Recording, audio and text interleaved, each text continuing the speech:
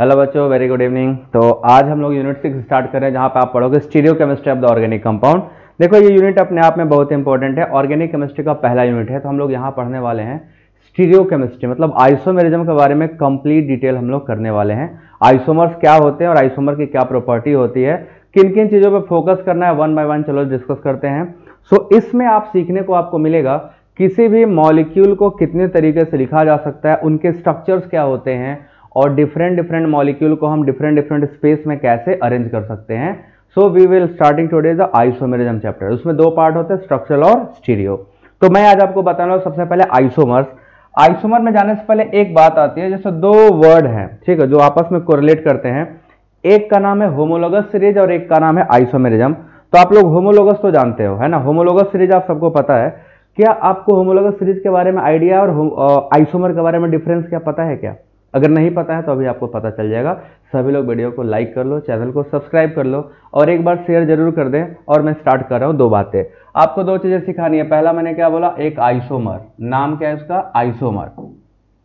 Isomer क्या है, and then उसके बाद दूसरा आपको सीखना है होमोलोगस क्या है। तो अगर आपसे पूछा जाए व्हाट आर द आइसोमर्स, ठीक है, आइसोमर्स क्या होते हैं और होमोलोगस सीरीज क्या होता है, दोनों में डिफरेंशिएट करना है। तो पहले हम लोग वन बाय वन चलो सीखते हैं कि होमोलोगस क्या होता है, देन उसके बाद सीखेंगे आइसोमर्स क्या होता है। तो होमोलोगस है, एक ये सीरीज होता है, दूसरा आपका आइसोमर्स होते हैं। तो आइसोमर्स का हम डिफिनेशन जब लेते हैं तो आइसोमर ऐसे कंपाउंड को कहा जाता है जिनमें क्या हो, मॉलिक्यूलर फॉर्मूला सेम हो बट स्ट्रक्चर क्या हो, अलग अलग, उनको हम लोग क्या बोलते हैं, आइसोमर्स। तो all those compound having same molecular formula but different structure are called isomers. तो आइसोमर का डिफिनेशन है molecules having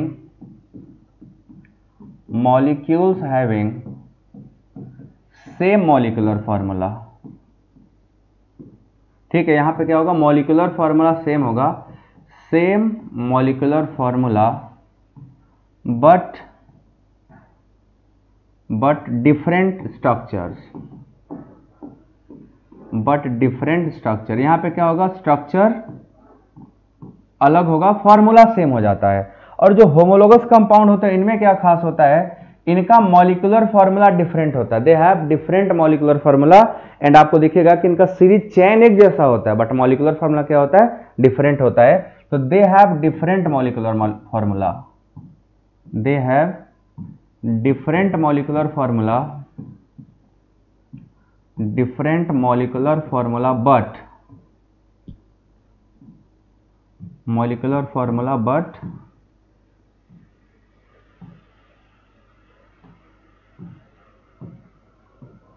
but same general formula. इनका जनरल फॉर्मूला क्या होता है, सेम होता है, सेम जनरल फॉर्मूला। तो आप देखो दोनों में सबसे पहला डिफरेंस क्या है, यहां पे मॉलिक्यूलर फॉर्मूला ही अलग अलग होता है, सॉरी मॉलिक्यूलर फॉर्मूला यहां पे सेम हो जाता है बट यहां पे मॉलिक्यूलर फॉर्मूला जो वो क्या होता है, डिफरेंट होता है। तो होमोलोगस सीरीज में मॉलिक्यूलर फॉर्मूला जो होगा वो अलग होगा, डिफरेंट होगा, और होमोलोगस में मॉलिक्यूलर फॉर्मूला क्या होता है, डिफरेंट होता है, और आइसोमर में मॉलिक्यूलर फॉर्मूला क्या होता है, सेम होता है। पहली चीज।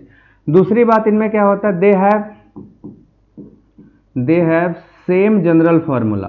ठीक है, जनरल फॉर्मूला मॉलिक्यूलर फॉर्मूला में डिफरेंस है दोनों में, अभी आपको बताता हूं। They have same general formula. Isomer में जो जनरल फॉर्मूला होता है वो क्या होगा, सेम होता है। जैसे मान लो हम एल्केन का फॉर्मूला लिखने वाले हैं, ठीक है, एल्केन। तो एल्केन का जो जनरल फॉर्मूला वो क्या होगा, CnH2n+2। यहां पे जनरल फॉर्मूला सेम है, दोनों में एल्केन का फॉर्मूला सेम होगा। बट होमोलोगस सीरीज में कुछ अलग है, वो मैं भी आपको बताता हूं डिफरेंट क्या है। दोनों में सेम अगर पूछा जाए तो दोनों का जनरल फॉर्मूला सेम है। डिफरेंट पूछा जाएगा तो मॉलिक्यूलर फॉर्मूला पहले डिफरेंट हो गया, दूसरा क्या डिफरेंस होता है, in each homologous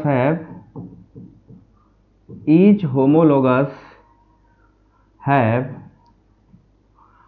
one CH2 unit extra होता है। ठीक है, one CH2 unit extra then parent chain. जो पेरेंट चेन होगा उससे क्या होता है, एक CH2 यूनिट क्या हो जाएगा, ज्यादा हो जाएगा। अगर एक CH2 यूनिट ज्यादा हो जाएगा तो उसका मास अगर बात करें तो टोटल जो मास होता है वो 14 ग्राम मास का डिफरेंस आता है, क्योंकि अगर CH2 यूनिट की बात करोगे आप तो कार्बन का मास होता है 12 और 2 हाइड्रोजन, तो बोल सकते हैं 14 ग्राम मास का क्या होगा, डिफरेंस होगा। तो आप देखोगे इनका जनरल फार्मूला दोनों का सेम है, बट मॉलिक्यूलर फार्मूला केवल आइसोमर का सेम होता है, होमोलोगस का मॉलिक्यूलर फार्मूला क्या होता है, डिफरेंट होता है। ये तो पहली चीज आपको समझ में आ गई। दूसरी चीज अगर हम इसकी बात करें होमोलोगस सीरीज की, तो होमोलोगस सीरीज के साथ क्या खास है कि इनमें एक CH2 यूनिट क्या हो जाता है, एक्स्ट्रा हो जाता है। तो आइए होमोलोगस को जरा डिटेल में बता दूं। जैसे अगर मैं आपको अब होमोलोगस की बात करूं कि चलो होमोलोगस एग्जांपल से समझाइए सर, तो मैं आपको होमोलोगस समझाने वाला हूं, ठीक है।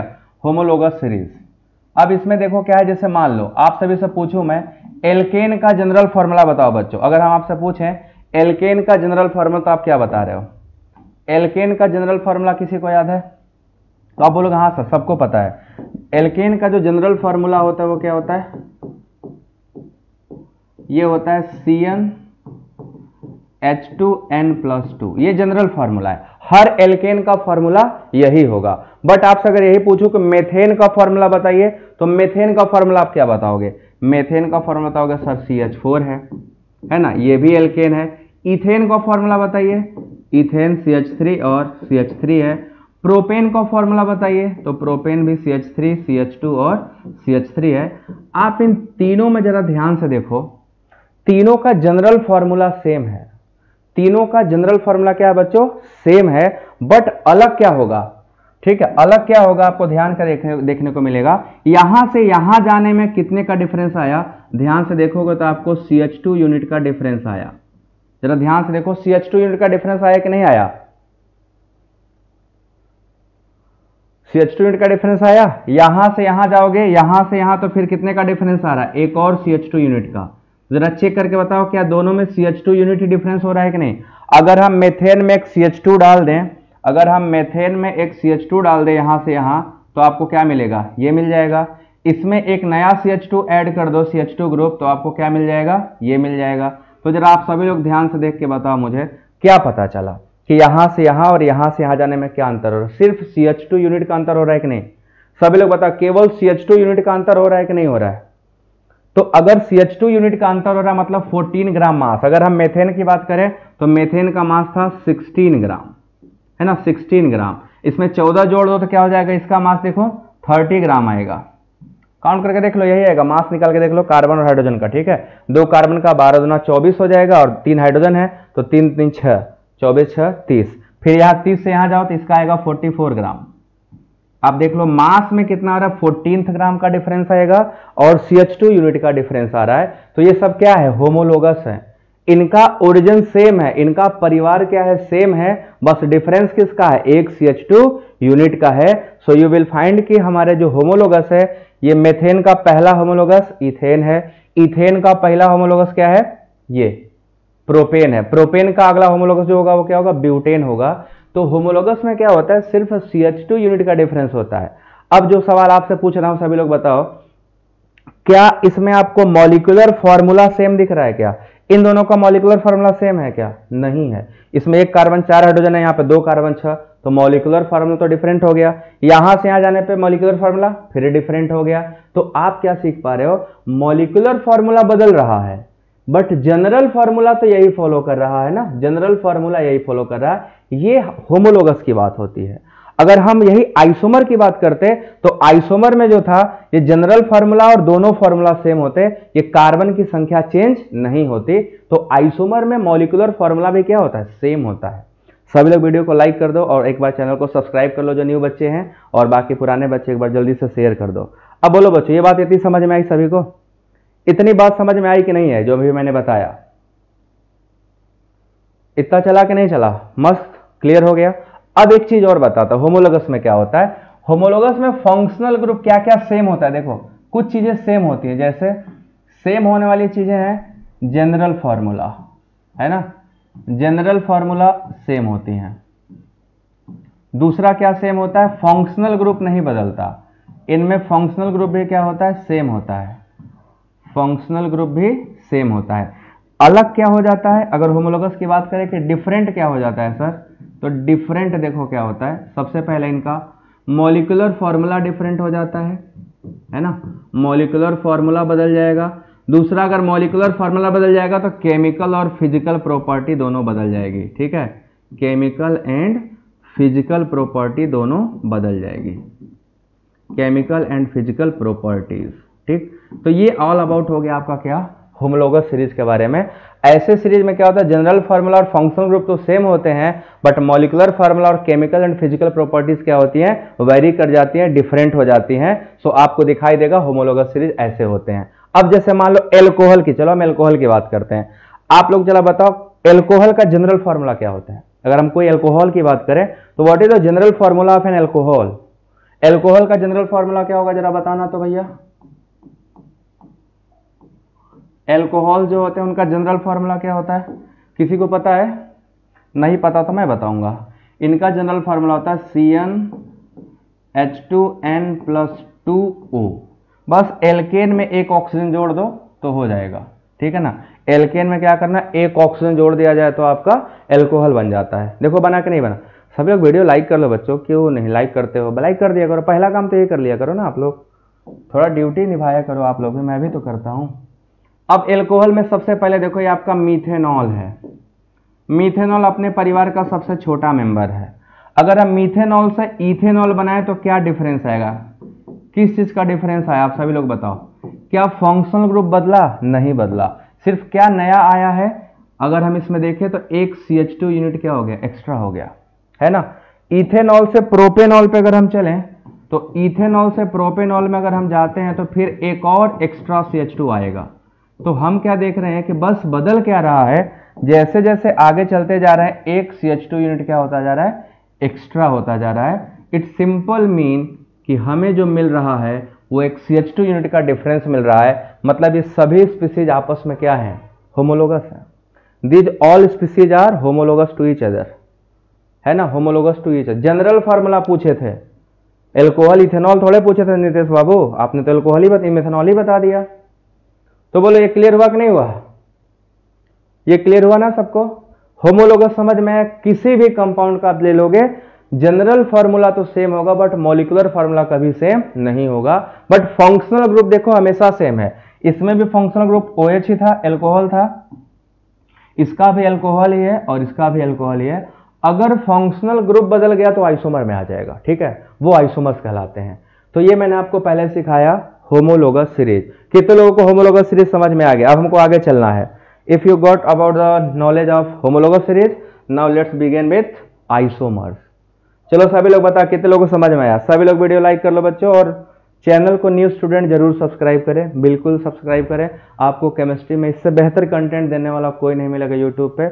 मैं इसका आपको भी पता चल जाएगा, आप पीछे के लेक्चर देख लो, आगे देखते रहो। सो इट्स काइंड रिक्वेस्ट कि एक बार आप सभी लोग अपने दोस्तों तक जरूर शेयर किया करिए, ठीक है।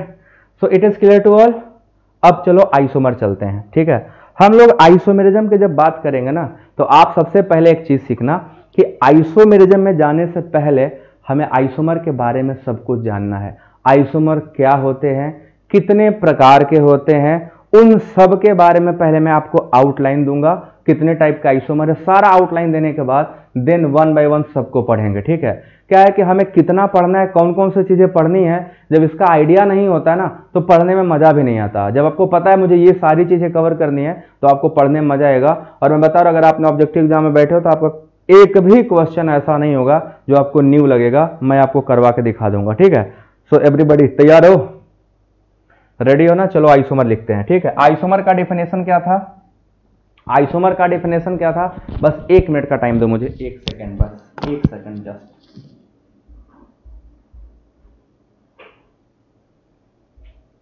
सो हमने आइसोमर का डेफिनेशन आपको बताए थे, ठीक है। जस्ट ए मिनट, ठीक है। अब हम लोग क्लासिफाई करेंगे कंप्लीट आइसोमेरिज्म, ठीक। सो अगर हम बात करते हैं व्हाट इज आइसोमर्स, तो सबसे पहले आपको डिफाइन करना है आइसोमर्स क्या होते हैं, ठीक। आइसोमर्स, तो चलो जरा डिफाइन करो सभी लोग, व्हाट आर द आइसोमर्स। तो हमने अभी अभी आपको पढ़ाया ऐसे सभी कंपाउंड जिनका मॉलिक्यूलर फार्मूला सेम हो, ठीक है, बट स्ट्रक्चर क्या हो, अलग अलग हो, उनको हम लोग क्या बोलते हैं, आइसोमर्स बोलते हैं। सो अब चलो स्टार्ट कर लेते हैं। So now we have isomerism, क्योंकि हमें यही पढ़ना है बट उसमें होमोलोगस में कंफ्यूजन ना हो इसलिए मैंने आपको पहले होमोलोगस को बता दिया। होमोलोगस भी आपको अच्छे से आना बहुत जरूरी है, और होमोलोगस नहीं आएगा तो फिर मजा बिगड़ जाता है, फिर क्या होता है ना कंफ्यूजन हो जाता है। कभी कभी दो स्पीसीज दे दिया, पूछा दोनों आपस में क्या है, तो आपको लगता है आइसोमर पढ़े हैं तो आइसोमर मार देते हैं, बट आइसोमर नहीं होता है, होमोलोगस में अलग होता है। ठीक है, so let's begin with new. अब इसका अगर हम डिफिनेशन करें तो क्या होता है, having same molecular formula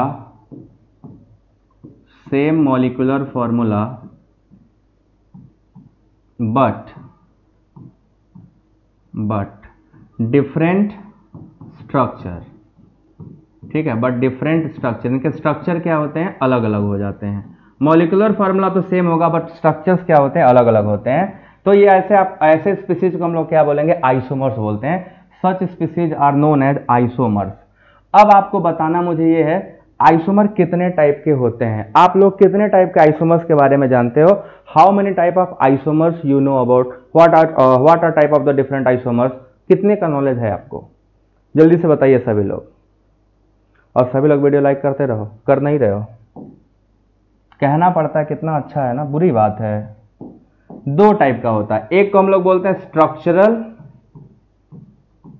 structural या इसी को कॉन्स्टिट्यूशनल भी बोलते हैं, अभी डिफाइन करूंगा। कॉन्स्टिट्यूशनल भी कहा जाता है, स्ट्रक्चरल और कॉन्स्टिट्यूशनल। और दूसरा होता है स्टीरियो आइसोमर्स।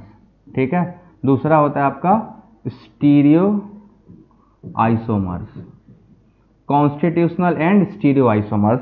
ये दो टाइप का बेसिक क्लासिफिकेशन है, स्ट्रक्चरल और कॉन्स्टिट्यूशनल, एंड दूसरा है स्टीरियो आइसोमर्स। ये दो टाइप का होता है।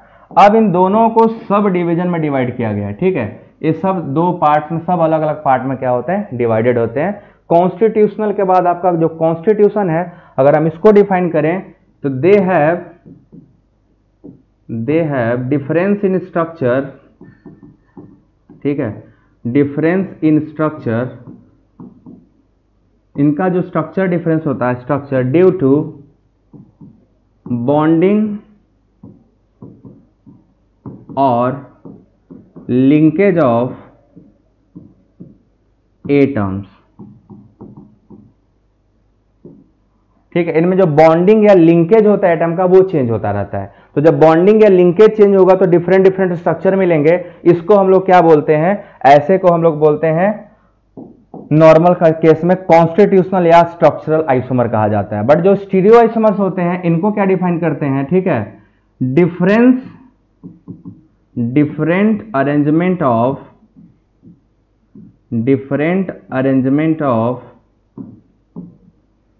एटम और ग्रुप, अरेंजमेंट ऑफ एटम और ग्रुप इन स्पेस। ठीक है, यहां पे स्पेस से मतलब होता है जब ग्रुप और एटम का स्पेस में अरेंजमेंट क्या हो, अलग अलग हो जाता है, तो ऐसा आइसोमर को हम लोग क्या बोलते हैं, स्टीरियो आइसोमर बोलते हैं।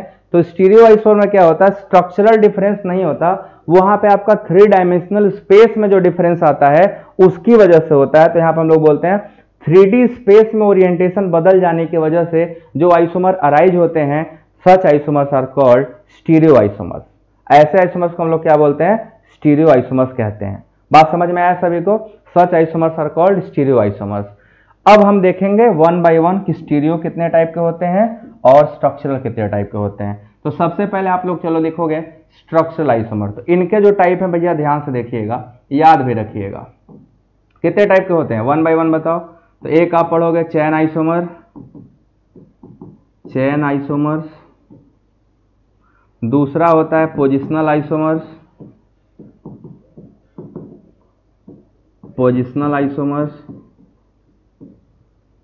तीसरा होता है फंक्शनल आइसोमर्स,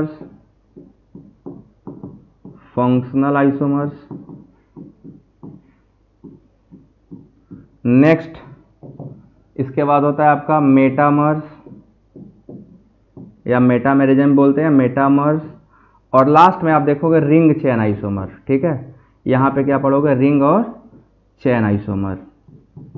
अब कुछ लोग टाटोमेरिज्म भी यहीं पढ़ा देते हैं, बट मैं यहाँ पे टाटोमेरिज्म आपको नहीं पढ़ाऊंगा, क्योंकि टाटोमेरिज्म आपको यहाँ समझ नहीं आएगा। उसमें कुछ कॉन्सेप्ट है जीओसी का, जिसमें आप देखोगे एसिडिटी ऑफ प्रोटॉन और resonance stabilisation of conjugate base आता है, तो वो बिना उसके नहीं आएगा आपको, इसलिए मैं अभी यहाँ पे उसको लूंगा नहीं, क्योंकि वो आपके लिए हेक्टिक हो जाएगा। सो हम लोग उसको जीओसी चल रहा है, जीओसी का लेक्चर 9 बजे मैं लेता हूँ। आप लोगों को जीओसी भी पूरा पढ़ना ही है कंप्लीट डिटेल में। तो जीओसी का एक देखिएगा सेक्शन बना हुआ है नीट जेई वाले में, वहाँ पे आप जाइएगा, जीओसी खोल के आप चाहो तो पढ़ सकते हो टाटोमेरिज्म। अभी उसको पढ़ाने वाला हूँ। सो जीओसी में पूरा आएगा, और जीओसी आप सबको कंप्लीट पढ़ना है, ठीक है ना।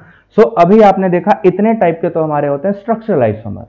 अब आपसे पूछा जाए स्टीरियो आइसोमर कितने टाइप के होते हैं, तो आप लोग जरा बताओगे, तो जरा बताइए स्टीरियो आइसोमर कितने टाइप का आप लोग जानते हो। हम जानते हैं, आप लोग बोलोगे सर 2 टाइप का होता है, ज्योमेट्रिकल और ऑप्टिकल, बट ये गलत है। ज्योमेट्रिकल और ऑप्टिकल नहीं है आंसर, 2 टाइप का होता है, बट उन दोनों का नाम अलग अलग है। एक का नाम है कॉन्फिगरेशनल, एक का नाम है कॉन्फिगरेशनल और दूसरे का नाम है कॉन्फॉर्मेशनल, ठीक है। तो स्टीरियो आइसोमर 2 टाइप के होते हैं, पहला है कॉन्फिगरेशनल,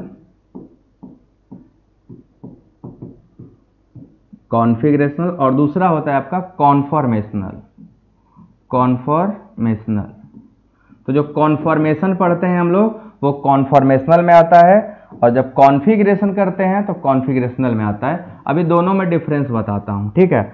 कॉन्फॉर्मेशनल और कॉन्फिगरेशनल दोनों में डिफरेंस समझिएगा, ठीक है। ये आपका हो गया कॉन्फिगरेशनल और दूसरा हो गया कॉन्फॉर्मेशनल। तो कॉन्फिगरेशन अलग है और कॉन्फॉर्मेशन अलग है, दोनों सेम चीज नहीं है। कॉन्फिगरेशन जो अराइज होता है किसी मॉलिक्यूल में, जो कॉन्फिगरेशन है वो अराइज होता है ड्यू टू बॉन्ड मेकिंग और बॉन्ड ब्रेकिंग की वजह से। जब बॉन्ड या तो बन रहे होते हैं या तो बॉन्ड टूट रहे होते हैं, तो जो स्ट्रक्चरल डिफरेंसेस आते हैं, जो स्ट्रक्चरल आइसोमेरिज्म आते हैं, उनको हम लोग क्या बोलते हैं, सॉरी स्टीरियो आइसोमर आते हैं, उनको कॉन्फिगरेशनल बोलते हैं। तो दीज आर अराइजेस ड्यू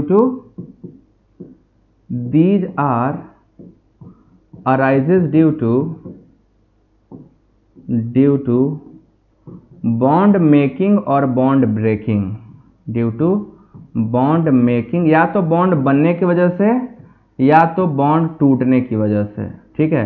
तो बॉन्ड मेकिंग या बॉन्ड ब्रेक होने की वजह से जो कॉन्फिगरेशन अराइज होता है, जो स्ट्रक्चर अराइज होता है 3D स्पेस में, उसको हम लोग कॉन्फिगरेशनल बोलते हैं। Such isomers are called configurational isomers, ठीक है। Such isomers are called configurational isomers. और अगर बच्चों हम बात करें कॉन्फॉर्मेशनल की, तो आपके घर में पंखा होगा, देखिए आपके खोपड़ी पे लगा होगा, ऊपर चल रहा होगा, वो 3D स्पेस में है। पंखे का फॉर्मूला सेम है, पूरा लोहा लकड़ी, उसमें जो कुछ लगा होगा, तो वायर बुलेट जो भी चैन में लगा होगा सब कुछ सेम होगा। बट देखो जब फ्री रोटेट हो रहा है तो 0 डिग्री से 360 डिग्री के बीच में हर एक डिग्री पे एक नया स्ट्रक्चर बना रहा है। तो जो स्ट्रक्चरल डिफरेंस आ रहे हैं स्पेस में, 3D स्पेस में, ड्यू टू फ्री रोटेशन, वो सिंगल रॉड है ना, जो सिंगल बॉन्ड बोलो उसको, जो सिंगल रॉड जिससे लटका हुआ है उसको सिंगल बॉन्ड बोलो, उस पे जब फ्री रोटेट हो रहा है तो 360 में अलग अलग स्ट्रक्चर ला रहा है, तो ये कॉन्फॉर्मेशन कहलाएगा। जब फ्री रोटेशन की वजह से डिफरेंट स्ट्रक्चर जनरेट हो जाएंगे, वो भी कहां, 3 डायमेंशनल स्पेस में, ऐसे आइसोमर को बोलते हैं कॉन्फॉर्मेशनल। तो ये कब अराइज होते हैं, these are arises due to free rotation around carbon carbon single bond, ठीक है।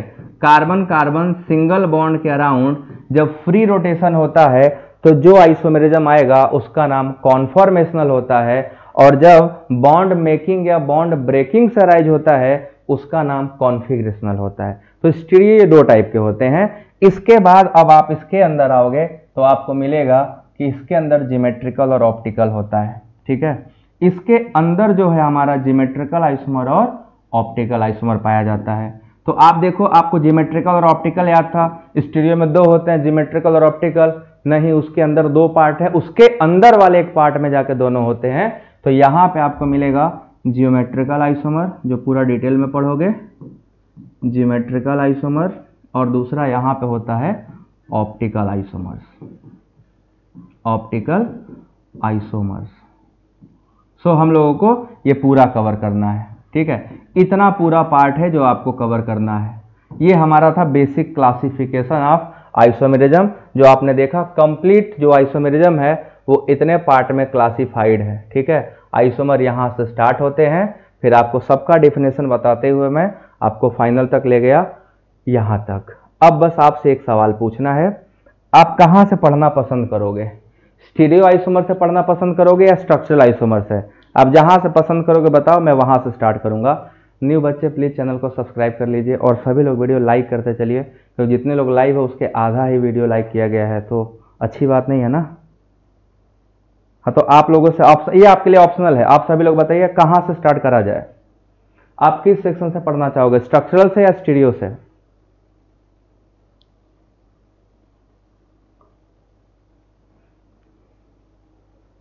या तो स्ट्रक्चरल आइसोमर से या स्टीरियो आइसोमर से, जो बोलोगे मैं वहां से पढ़ाऊंगा।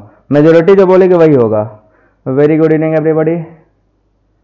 सो ये आपको मैंने अभी आउटलाइन दिया आइसोमेरिज्म में क्या क्या आउटलाइन है। अब इस आउटलाइन के बाद हम लोग कंप्लीट डिटेल में डिस्कशन करने वाले हैं।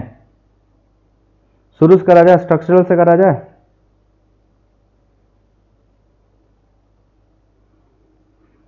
ये चॉइस है ना, आपके लिए चॉइस है, ठीक है। शुरू से करते हैं ना, शुरू से रहेगा तो अच्छा रहेगा, लाइन से सिस्टमैटिकली चलेगा, बीच में आएगा तो दिक्कत होगा। स्ट्रक्चरल से ही करते हैं, चलो स्ट्रक्चरल आइसोमर से स्टार्ट करते हैं। तो हम लोग को आज पहला पढ़ना है स्ट्रक्चरल आइसोमर। आप लोग ये बताइए नॉमेनक्लेचर आता है? नॉमेनक्लेचर आता है कि नहीं आता है? सभी लोग बताएं कि आप लोगों को नॉमेनक्लेचर ऑफ ऑर्गेनिक कंपाउंड आता है? स्ट्रक्चरल आइसोमर डेफिनेशन में कर चुका हूं। जब मॉलिक्यूलर फार्मूला सेम हो बट स्ट्रक्चर में डिफरेंस इसलिए आ जाता है क्योंकि लिंकेज या जो बॉन्डिंग होती है एटम की वो चेंज होती है, ऐसा आइसोमर को हम लोग स्ट्रक्चरल आइसोमर बोलते हैं, ठीक है ना। So now we are proceeding with one by one. सबसे पहले हम लोग पढ़ेंगे चेन आइसोमर्स, ठीक है। क्या पढ़ेंगे? Chain isomers. वेरी इंपॉर्टेंट काम का चीज है चेन आइसोमर्स। कुछ बहुत ही टेक्निकल क्वेश्चंस आएंगे और उम्मीद करता हूं कि आप सभी लोग उसके जवाब देने के लिए तैयार रहोगे। हर टेक्निकल क्वेश्चन के आंसर आप करोगे।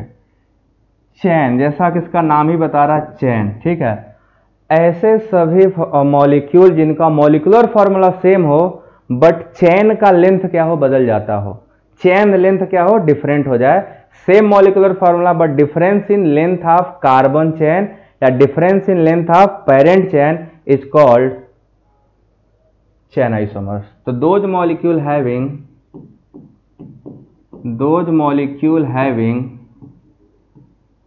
same molecular formula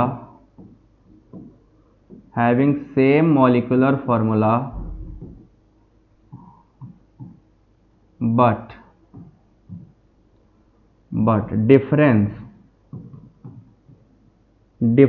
in length of parent chain,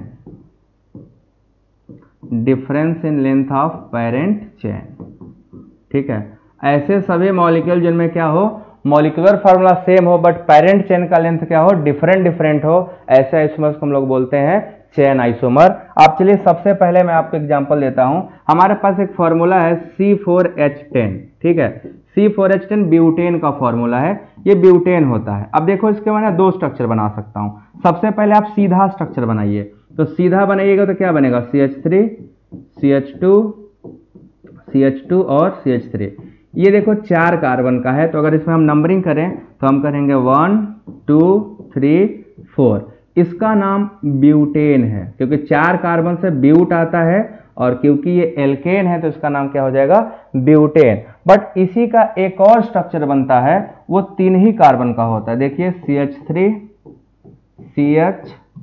CH3 और एक हमने क्या कर दिया इसमें, ब्रांचिंग। तो जब ब्रांचिंग कर दोगे तो आपको नंबरिंग जब करोगे यहाँ पे तो 1 2 3 कार्बन सेम है, हाइड्रोजन सेम है, बट अब की बार जो पेरेंट चेन में कार्बन है वो 3 ही हुआ, तो इसका नाम हो जाएगा 2-मेथाइल प्रोपेन। तो हमने क्या देखा कि यहां पे पेरेंट चेन में प्रोपेन, प्रोप मतलब 3 कार्बन आ गया, तो लेंथ सेम नहीं है। यहाँ पे 4 कार्बन का लेंथ था इसलिए ब्यूट था, यहाँ 3 का है तो प्रोपेन है। बट दोनों का फॉर्मूला अगर देखोगे ध्यान से तो मॉलिक्यूलर फॉर्मूला सेम है। इसका मतलब difference in length of chain, तो दोनों आपस में कौन सा आइसोमर कर लिए, दोनों आपस में कौन सा आइसोमर कर लिए, चेन आइसोमर। बोलो सभी लोग समझ आया, चेन आइसोमर। 2 मेथाइल प्रोपेन था, चेन आइसोमर बन गया कि नहीं बन गया। कितनी आसानी से हम देखे कि एक 4 कार्बन का दूसरा 3 कार्बन का, जबकि फॉर्मूला सब में क्या है, सेम है, तो आप ऐसा आइसोमर को क्या बोलते हो, चेन आइसोमर। अब आपसे मैं कुछ सवाल पूछूंगा, तीखे सवाल, तैयार हो बताने के लिए। तीखे सवाल कहने का मतलब अच्छे सवाल, ठीक है, तीखा थोड़ा मिर्ची थोड़ा लगा के लगाएंगे। चेन आइसोमर हो गया ना। अब आपसे सवाल पूछ रहा हूं, किसी एल्केन को अगर चेन आइसोमर शो करना हो तो मिनिमम कितने कार्बन होना चाहिए। For an alkane to show chain isomer how many carbon should be there. अगर हम एल्केन को चेन आइसोमर कराना चाहते हैं तो मिनिमम कितना कार्बन चाहिए। पहले एल्केन में बताइए सभी लोग कितना चाहिए, फिर एल्कीन में बताइए चेन आइसोमर के लिए। एल्केन के बाद एल्कीन में एंड देन उसके बाद एल्काइन में, हमें चेन आइसोमर ही शो कराना है, ठीक है। चेन लेंथ केवल बदलना चाहिए, बाकी कुछ नहीं बदलना चाहिए। तो मिनिमम कितने कार्बन चाहिए एल्केन को चेन आइसोमर शो करने के लिए, ये तो बता ले जाओगे तुम सबने, तो आसान है। 2 में चेन आइसोमर कैसे होगा भैया, 4 कार्बन का अभी एक एग्जाम्पल दिया वो सबसे छोटा वाला था, तो तुम लोग को नकल भी करने नहीं आता। अभी जो एग्जाम्पल दिया वो सबसे छोटा एग्जाम्पल वही था भाई साहब। ऐसे एग्जाम में बैठोगे, ऐसे डॉक्टर बनोगे आप लोग, हाँ, ऐसे चल के देश का फ्यूचर संभालोगे जब आपको ये भी नहीं पता होगा भाई बताया गया। ध्यान दो, फोकस करो। 4 मिनिमम 4, 3 में नहीं, 3 का तो सीधा चेन बनेगा, ब्रांचिंग कहाँ करोगे, नहीं कर पाओगे ना। मिनिमम 4 चाहिए, ठीक है ना, तो 4 कार्बन होना चाहिए। और मैंने अभी आपको एग्जाम्पल दिया था 4 कार्बन से हो जाएगा, है ना। एक ये वाला सीधा चेन और दूसरा एक ब्रांच वाला, तो हो गया ना, दोनों आपस में चेन आइसोमर हो गए। एल्कीन में कितना चाहिए मिनिमम, एल्कीन में भी 4 ही चाहिए, एल्कीन में भी 4 से काम हो जाएगा, ठीक है ना। यहाँ भी 4 ही कार्बन चाहिए। कैसे 4 कार्बन चाहिए, आप ऐसे बना लो, कार्बन कार्बन डबल बॉन्ड, ये हो गया ब्यूटीन, और उसके बाद क्या करेंगे, ये लगा देंगे डबल बॉन्ड, ये इसका नाम हो जाएगा 2 मेथाइल प्रोपीन, ठीक है। फॉर्मूला सेम, H लगा लेना, बैलेंस कर लेना किनारे किनारे पे, ठीक है। 3 2 1 2, तो हाइड्रोजन बैलेंस हो जाएगा। तो ये हमारा क्या हो गया 4। एल्कीन में भी 4। एल्काइन में बताइए, एल्काइन में कितना चाहिए, एल्काइन का आंसर जरा बताओ तो भाई लोग, देखते कितने लोगों को आता है। हाँ, एल्केन का हो गया। एल्कीन, थोड़ा सभी लोग वीडियो अपना आगे कर लो, कुछ लोगों का पीछे चल रहा है, काफी पीछे आंसर कर रहे हो आप लोग। तो इसका बताएगा कोई क्या, एल्काइन में मिनिमम कितने कार्बन पे काम हो जाएगा, how many carbon, minimum how many carbon required in alkyne. 2 से कैसे बनेगा बच्चा, 2 में तो दोनों कार्बन सेम रह जाएगा, तो उसका दूसरा स्ट्रक्चर कहां बनेगा। आइसोमर का मतलब है तो 2 डिफरेंट स्ट्रक्चर जनरेट होने चाहिए, तो कहां से स्ट्रक्चर जनरेट होगा डिफरेंट, दोनों तो सेम हो जा रहा है ना, तो सेम को सेम नहीं माना जाएगा, अलग अलग स्ट्रक्चर आना चाहिए। हाँ, मुझे एल्काइन का जानना है, सभी लोग बताओ एल्काइन का कितना होगा। एल्काइन में सुरेंद्र 5, अनामिका नाम है तुम्हारा, सुरेंद्र मुझे याद है, 5 सही है, 5 से होगा। एल्काइन में 5 से ही काम चलेगा, यहाँ मिनिमम 5 कार्बन चाहिए, 5 से कम में नहीं होगा। 4 में सोच रहे हो ना तो गड़बड़ हो जाएगा, ऐसे होगा देखो 1 2 3 4 कार्बन कार्बन ट्रिपल बॉन्ड, ये बन जाएगा 5 कार्बन का। अब तुम जब इसमें ब्रांचिंग करने जाओगे ना बाबू लोग, तो ब्रांचिंग जैसे डबल बॉन्ड में यहाँ कर दिया था ना, ट्रिपल बॉन्ड में यहाँ मत करना, क्योंकि अगर तुमने यहाँ पे ब्रांचिंग मारा ना तो कार्बन 5 बॉन्ड बना लेगा, तो कार्बन कभी 5 बॉन्ड जिंदगी में नहीं बना सकता, ये ऑलरेडी 1 बॉन्ड बना के रखा हुआ है, ठीक है ना। तो यहाँ पे 4 बॉन्ड हो चुका है, अब ये बॉन्डिंग नहीं करेगा, तो हम ब्रांचिंग यहाँ कर सकते हैं। तो ये हो जाएगा पेंटाइन और 1 2 3 3 मेथाइल ब्यूटाइन, यही सिर्फ चेन आइसोमर हो सकता है और नहीं हो सकता। तो यहाँ पे नाम लिखो 1 2 3 4 5, इसका नाम होगा पेंटाइन, दिस इज पेंटाइन। और जो नीचे वाला उसका क्या नाम होगा, पेंटाइन के बाद इसका नाम होगा 1 2 3 4, इसका नाम होगा 3 मेथाइल ब्यूटाइन, 3 मेथाइल ब्यूटाइन। ये दोनों आपस में चेन लेंथ को अलग अलग कर रहे हैं, चेन लेंथ को चेंज कर रहे हैं, एक 5 कार्बन का एक 4 कार्बन का, इसीलिए चेन आइसोमर है। 4 नहीं हो सकता, सिर्फ 5 होगा। अच्छा, एक ही आईडी से दो दो लोग चलाते हो क्या? कभी अनामिका, कभी निशा, मुझे कैसे पता है? कोई भी हो, चलो XYZ, इस बार से जो भी होगा वो XYZ होगा, ठीक है। So it is clear to all.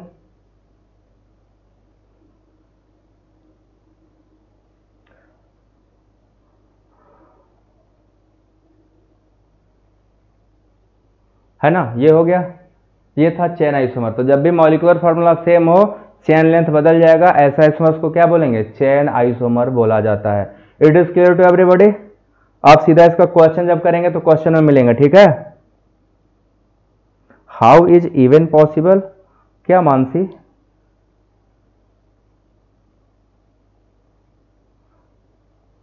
Question क्या है आपका? H5 में समझ नहीं पाया, ठीक है। आप क्वेश्चन लिखिए, मैं समझता हूं फिर बताता हूं, ठीक है। बिना 5 के हो ही नहीं सकता, चेन आइसोमर बन ही नहीं सकता। एल्काइन में चेन आइसोमर होने के लिए मिनिमम 5 होना कंपलसरी है। लास्ट सी में कैसे करोगे? चेन तो 5 का ही रह जाएगा ना। अगर तुम उठा के मान लो कार्बन को उठा के यहां लगा दे इधर वाले, अगर एक और लगा दोगे 6 कार्बन, फॉर्मूला चेंज नहीं होना चाहिए, फॉर्मूला सेम होना चाहिए। फॉर्मूला बदल गया तब तो कहानी बदल जाएगी। आप देखो इसमें करना क्या है, फॉर्मूला चेंज नहीं होने देना है। चलो मैं आपको बताता हूं, इसके में जैसे कंफ्यूजन हो रहा है ना, मैंने इसको फॉर्मूला जो लिखा है, इसका फॉर्मूला है C5H8, ये इसका जनरल फॉर्मूला है इन दोनों का। तो हमने बनाया CH3, सीधा चेन बनाते हैं, CH3 CH2 CH2 C triple bond CH, ये बना ना।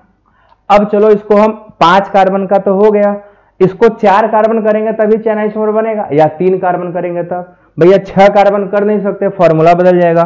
फॉर्मूले के हिसाब से 5 ही कार्बन और 8 ही हाइड्रोजन होना चाहिए, ये तो कंपलसरी है ना, ये तो कंपलसरी है। तो अब हमको समझना ये है कि हम इसको 4 कार्बन में बदलेंगे तो कैसे बदलें। तो हम लोग क्या करेंगे, CH3 CH2, अगर आपको कोई सजेशन ऐसा देगा, सर ऐसा करिए ना, मेथाइल यहां लगा दीजिए और ट्रिपल बॉन्ड ऐसे, तो बताओ क्या ये स्ट्रक्चर पॉसिबल है क्या?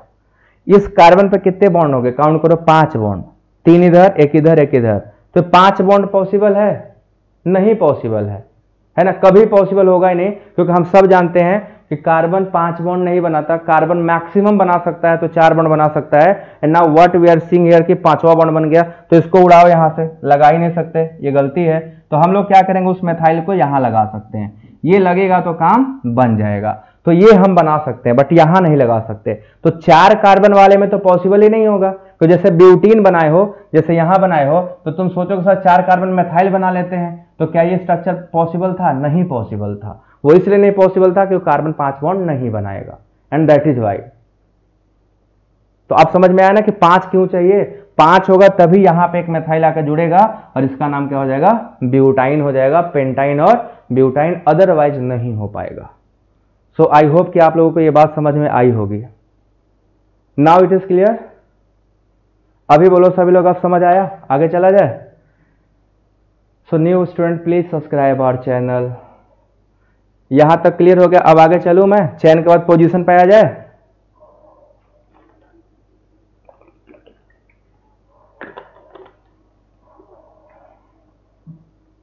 Now let's proceed with positional isomer. Now second is positional isomers. इन सब का टेस्ट होगा, लाइव टेस्ट होगा। पोजिशनल आइसोमर, नाम से ही कुछ लग रहा है ना, पोजीशन में अंतर होगा, है ना, पोजिशनल आइसोमर्स। तो ऐसे सभी आइसोमर्स जिनमें क्या हो, मॉलिक्यूलर फॉर्मूला तो सेम हो, but position of multiple bond, double या ट्रिपल बॉन्ड हो, या पोजीशन ऑफ सब्स्टिट्यूएंट या पोजीशन ऑफ फंक्शनल ग्रुप क्या हो, बदल रहा हो, ऐसे को हम लोग बोलते हैं पोजिशनल आइसोमर। तो those isomers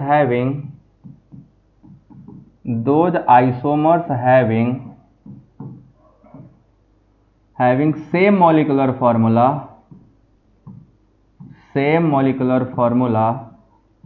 but difference in position of, देखो किसका किसका पोजीशन अलग होता है, डिफरेंस इन पोजीशन ऑफ, जो जो लिखूंगा उसे याद रखिएगा 1 बाय 1। पहला मल्टीपल बॉन्ड का पोजीशन बदल सकता है, जैसे डबल बॉन्ड ट्रिपल बॉन्ड अपना पोजीशन बदल लें, मल्टीपल बॉन्ड। दूसरा सब्स्टिट्यूएंट, सब्स्टिट्यूएंट क्या होते हैं, जैसे क्लोरो हो गया 1 क्लोरो 2 क्लोरो, ऐसे पढ़ोगे ना 1 क्लोरोब्यूटेन 2 क्लोरोब्यूटेन 3 क्लोरोब्यूटेन, 3 नहीं होता 3 क्लोरोपेंटेन हो जाता है। तो जो पोजीशन बदल रहा है इसको क्या बोलते हैं, सब्स्टिट्यूएंट, ठीक है। और third position of functional group, ठीक है ना, फंक्शनल ग्रुप का भी पोजीशन चेंज होता है, फंक्शनल ग्रुप। जब इनका पोजीशन अलग अलग होने लगेगा तो हम जिसको बोलेंगे कि पोजिशनल आइसोमर है, they are changing their position, ठीक है, वो अपने क्या बदल रहे होंगे, पोजीशन को चेंज कर रहे होंगे। एग्जाम्पल से समझने का प्रयास करते हैं हम लोग। सबसे पहले आपको मैं एल्कीन में बताऊंगा, ठीक, एल्केन में भी बता सकते हैं बट एल्कीन में जल्दी समझ में आएगा, ठीक। तो सबसे पहले मैं आपको बताता हूं एल्कीन में, एल्कीन में आप आसानी से समझ जाओगे।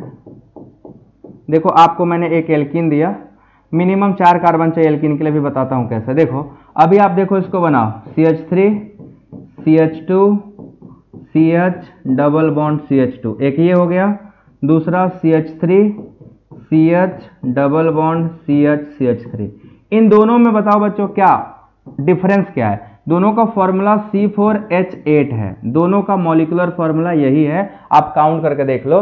इसमें नंबरिंग करिएगा तो 1 2 3 और 4, तो इसका नाम होगा 1 ब्यूटीन, इसका क्या नाम होता, butene. Double bond position number 1 पे है, that is why it is called 1 butene. और इसमें अगर आओगे तो डबल बॉन्ड का पोजीशन कहां है, सेकंड कार्बन पे है, तो इसका नाम हो जाएगा 2 ब्यूटीन, दिस इज 2 ब्यूटीन। देखो ध्यान से, तो दोनों में क्या बदला, पोजीशन ऑफ डबल बॉन्ड। पहले में पोजीशन ऑफ डबल बॉन्ड कहां था, कार्बन नंबर 1 पे था, दूसरे में डबल बॉन्ड कहां है, कार्बन नंबर 2 पे है। तो डबल बॉन्ड, मल्टीपल बॉन्ड है ना ऑप्शन में, जब डबल बॉन्ड अपना पोजीशन बदल रहा होगा उसको हम लोग क्या बोलेंगे, पोजिशनल आइसोमर। ये कौन सा आइसोमर हो गए, पोजिशनल आइसोमर। क्लियर हुआ क्या, ये पहला हो गया पोजिशनल आइसोमर। तो एल्कीन में पोजिशनल आइसोमर 1 ब्यूटीन 2 ब्यूटीन में आराम से आप देख सकते हो, you can easily find out कि हाँ ये तो पोजिशनल आइसोमर ही है। बोलो सभी लोग आया। 1 ब्यूटीन 2 ब्यूटीन में क्या डिफरेंस हुआ, क्या कार्बन चेन डिफरेंस हुआ है, क्या कार्बन चेन का लेंथ बदला है क्या, नहीं सर, बिकॉज दोनों में ब्यूट लगा है, 4 कार्बन है, तो कार्बन का चेन लेंथ चेंज तो नहीं हुआ। तो चेंज क्या हुआ, सिर्फ पोजीशन ऑफ डबल बॉन्ड। तो जब पोजिशनल चेंज होते हैं, पोजीशन का डिफरेंस आता है, तो उसको हम लोग क्या बोलते हैं, पोजिशनल आइसोमर्स। बोलो समझ आया, सभी लोग बताएं समझ में आया। अब फिर से आपके लिए क्वेश्चन आने वाला है। अब आपके लिए अगला क्वेश्चन आने वाला है कि अगर हम पोजिशनल आइसोमर करना चाहें एल्केन में, अगर हम एल्केन में पोजिशनल आइसोमर करना चाहें तो मिनिमम कितने कार्बन की आवश्यकता है, एल्केन में पोजिशनल आइसोमर करने के लिए मिनिमम कितने कार्बन की आवश्यकता है, सभी लोग बताएं। एल्केन में सिर्फ एल्केन हो, मतलब उसमें केवल कार्बन हाइड्रोजन ही हो और कुछ भी ना हो, डबल बॉन्ड भी ना हो, केवल सिंगल बॉन्ड हो। तो अगर केवल एल्केन में हमें पता लगाना हो पोजिशनल आइसोमर कब बनेगा, तो कितना कार्बन चाहिए, मिनिमम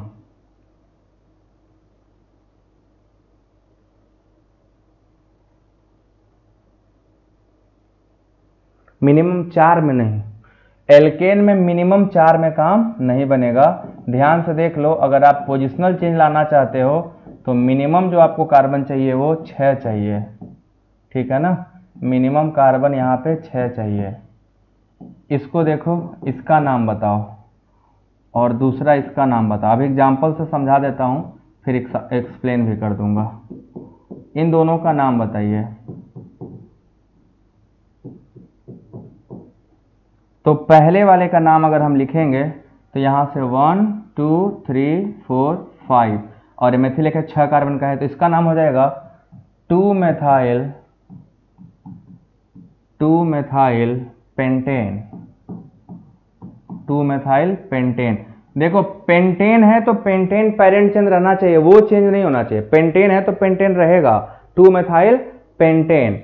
दूसरे का नाम अगर हम लिखेंगे तो 1 2 3 4 5, तो यहाँ पे थर्ड पे आ गया तो इसका नाम 3 मेथाइल पेंटेन हो जाएगा, 3 मेथाइल पेंटेन। यहां पे दोनों में पोजिशनल आइसोमर आ रहा है, तो मिनिमम कार्बन कितना चाहिए, 6 कार्बन। अभी मैं आपको समझ रहा हूं, आपको डाउट होगा सर 4 में क्यों नहीं होगा, तो 4 में मैं अभी बना के दिखाता हूं, 4 में बस वेट करो। अगर आप 4 कार्बन का लिए होते, सपोज कर लो 4 का, तो आप क्या बनाते, CH3 CH2 CH2 CH3, और दूसरा क्या बनाते हैं, CH3 CH CH3 और CH3। तो बेटा ये दोनों चेन आइसोमर है ना, इसमें तो चेन लेंथ बदल गया, पोजीशन में केवल पोजीशन बदलना चाहिए, चेन का लेंथ नहीं बदलना चाहिए, तो यहाँ तो चेन का लेंथ बदल गया, तो ये तो 4 कार्बन का तो पॉसिबल है ही नहीं। 4 में पॉसिबल है, नेवर नेवर नेवर, 4 में कभी पॉसिबल नहीं हो सकता। आइए सर 5 वाला करके जरा बताइए। तो 5 वाला अगर बच्चों लोग करोगे तो देखो 5 वाला करने के लिए आपको क्या चाहिए, एक ब्रांच तो लगाना ही अपन को, तो हम लोग क्या करेंगे, ये एक मेथाइल यहां लगा देंगे, ये 5 कार्बन का हो गया, तो इसका नाम हो जाएगा 2 मेथाइल ब्यूटेन, इसका नाम 2 मेथाइल ब्यूटेन है। फिर बोलोगे सर इसके बाद इसको इधर कर लीजिए, तो अगर हम इस बार इसको इधर लिख लें तो क्या आपको लग रहा है नाम बदल गया इसका, जिधर से सब्स्टिट्यूएंट जल्दी आते हैं नंबरिंग उधर से करी जाती है, तो इधर से नंबरिंग होता है 1 2 3 4, क्योंकि सब्स्टिट्यूएंट दूसरे पे आया, और इसमें इधर से आया तो 1 2 3 और 4, ये दोनों सेम है, आइडेंटिकल हैं, तो ये भी पोजिशनल आइसोमर नहीं थे। तो ना 5 कार्बन में हो पाया ना 4 कार्बन में, बट जैसे ही गए 6 कार्बन में देखो मेथाइल पोजीशन बदल लिया। आप कहीं से नंबरिंग करो, एक में 2 पे मेथाइल आएगा और एक में 3 पे आएगा। अब बोलो क्लियर हुआ कि नहीं,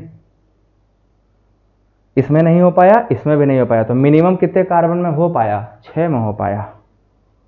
मुझे लग रहा है आपको ये बात समझ में आ रही होगी, मिनिमम कितने कार्बन में हो पाया, 6 कार्बन लगे तब जाके पोजिशनल आइसोमर बन पाया, नहीं तो पोजिशनल आइसोमर नहीं बन पाता। क्लियर है, हाँ तो दोनों सेम हो गया तो नहीं ना हो सकता है, 6 चाहिए ना अब।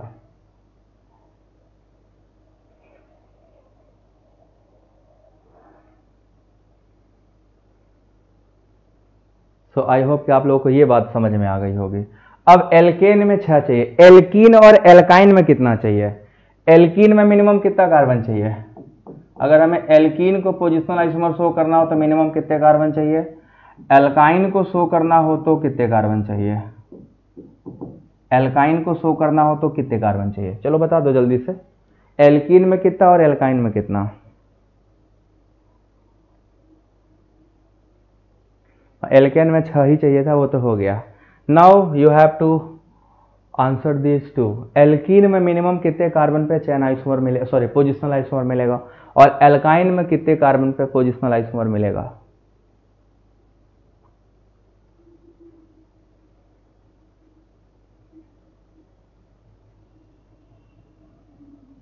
छह नहीं 4, अभी तो बताएं 4 कार्बन, 4 कार्बन से काम हो जाएगा इसमें भी, और 4 कार्बन से काम हो जाएगा इसमें भी, क्योंकि इसमें ये बना लो 1 ब्यूटीन और 2 ब्यूटीन, ये हो गया हमारा 1 ब्यूटीन, और दूसरा इसी का भाई बना लो 2 ब्यूटीन। और अगर हम एल्काइन की बात कर लेंगे तो सेम चीज रहेगा, बस ब्यूटीन की जगह ब्यूटाइन लगा देना, ब्यूटीन की जगह ब्यूटाइन लगा देना, ठीक है, 1 ब्यूटाइन और 2 ब्यूटाइन, ये तो एक 1 ब्यूटाइन हो गया और एक 2 ब्यूटाइन हो गया, तो दोनों में 4-4 कार्बन से भी काम हो जाएगा। सिर्फ 4 कार्बन चाहिए और हमें पोजिशनल आइसोमर मिल जाएंगे, 4, दोनों में 4 कार्बन चाहिए, एल्कीन में भी 4 और एल्काइन में भी 4, ठीक है।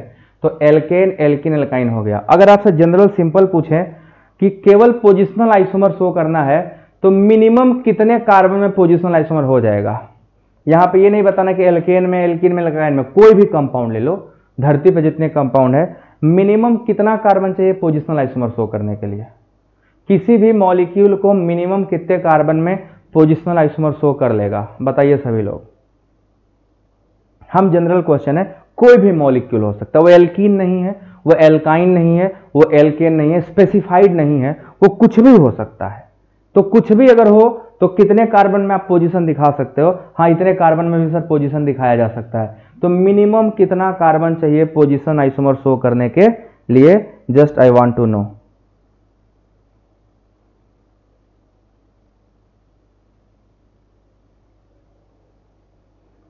4 ना, 6 नहीं, एल्केन थोड़े पूछा हूँ, 2 कार्बन, ठीक है, सिर्फ 2 carbon, minimum 2 carbon is required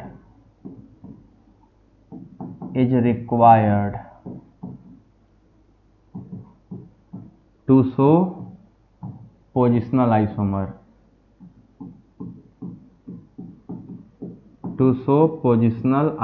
ठीक है। पोजिशनल आइसोमर शो करने के लिए मिनिमम सिर्फ और सिर्फ 2 ही कार्बन चाहिए। एग्जाम्पल देखिए आपके पास में लेके आ रहा हूं, आप सबने पढ़ा होगा इस कंपाउंड को, ठीक है, इसका नाम है 1,1 डाइक्लोरोइथेन और इसी का दूसरा फॉर्म हो जाता है ये, and this is called 1,2 dichloroethane, 1 2 और यहाँ पे 1 और ये 2, इसका नाम 1,1 डाइक्लोरोइथेन, मीथेन नहीं, इथेन, तो दोनों 1 पोजीशन पे हैं तो इसका नाम क्या हो गया 1,1, ठीक है, ये हो गया 1,1। और इसमें अगर हम बात कर लें तो क्या हो जाएगा 1,2 डाइक्लोरोइथेन, तो सिर्फ पोजीशन बदला है, फॉर्मूला दोनों का क्या है सेम है, तो 2 कार्बन से भी शो कर रहा है, तो 2 कार्बन में भी काम हो जाएगा। तो minimum 2 carbon is required to show positional isomer. अगर कोई कंपाउंड आपके पास है और चाहते हो कि पोजिशनल आइसोमरिज्म शो करे तो 2 कार्बन से भी आपका काम हो जाएगा। आपको दिख रहा है काम होते हुए ना, हो गया ना 2 कार्बन से काम। सो ये आपके पोजिशनल आइसोमर है, ठीक है ना, these are the changing the position of. अब जैसे एल्कोहल में आ जाओ, अब हम एल्कोहल का पोजिशनल आइसोमर निकालने जा रहे हैं, ठीक है, तो जरा बताइएगा पोजिशनल आइसोमर इन एल्कोहल। तो एल्कोहल का जनरल फॉर्मूला है CnH2n+2 और एक ऑक्सीजन है, लड्डू है, ठीक है, काम का चीज है ना एल्कोहल, है ना। जब अच्छे से पढ़ाई नहीं होगी, फ्रस्ट्रेशन होगा, जॉब वॉब नहीं लगेगा तो इसकी बड़ी ज़रूरत पड़ेगी, इसीलिए इसको पढ़ लेते हैं, जॉब लग जाए इसको ज़रूरत नहीं पड़ेगी हम लोगों को, ठीक। तो इससे दूर रहने के लिए इसको पढ़ना बहुत ज़रूरी है। जो लोग इसको अच्छे से पढ़ते नहीं है उनको बाद में इसकी ज़रूरत पड़ती है, किस लिए, दर्द कम करने के लिए। सो आप लोगों को कोई दर्द वर्द ना हो इसलिए इसको पढ़ डालो, जब ये ज़िंदगी में पता रहेगा ये क्या कर सकता है तो हमें हमेशा अच्छा काम करने की और शक्तियाँ मिलती रहेंगी और प्रोत्साहन होता रहेगा। सो हम लोग इसीलिए इसको पढ़ेंगे। विनाइल एलाइल अलग चीज़ होता है और दोनों को हम यहाँ पे आइसोमर नहीं कर सकते, दोनों में फॉर्मूला अलग होता है। सो विनाइल ग्रुप अलग है, एलाइल ग्रुप अलग है, वी कांट कंपेयर, ठीक है। अब एल्कोहल में पोजिशनल आइसोमर शो करने के लिए मिनिमम कितना कार्बन चाहिए बताइए, मिनिमम कितना कार्बन चाहिए एल्कोहल में, मिनिमम कार्बन की संख्या बताइए। अगर हम एल्कोहल में बात करें तो मिनिमम कितना कार्बन चाहिए पोजिशनल आइसोमर शो करने के लिए,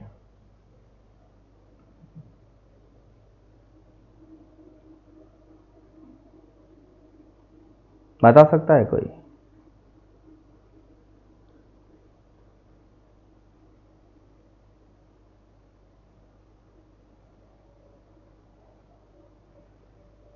देखो, अगर मोनोहाइड्रिक एल्कोहल होगा केवल 1 कार्बन वाला तो मिनिमम 3 कार्बन चाहिए, ठीक है। 1 OH वाला होगा तो मिनिमम 3 कार्बन चाहिए, CH3 CH2 CH2 OH।